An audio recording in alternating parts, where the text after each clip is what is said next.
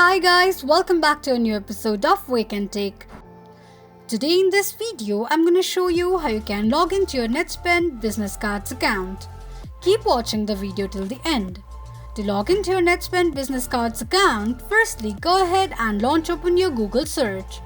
On the search box at the top, type in Netspend Business Card Login and make a search. The search results will be displayed on the screen. Click on the link shown on the page. You will end up on the login page of Netspend's Business Cards account. Enter your username and password associated with your Netspend Business Cards account and tap on Login. In case if you want your username to be remembered next time you log in, tick mark on the box that says Remember Username.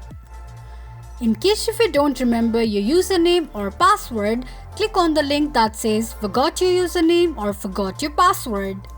This is how you can log into your Netspend Business Cards account quickly and easily just in few steps. If you have any thoughts or queries, let us know in the comments section.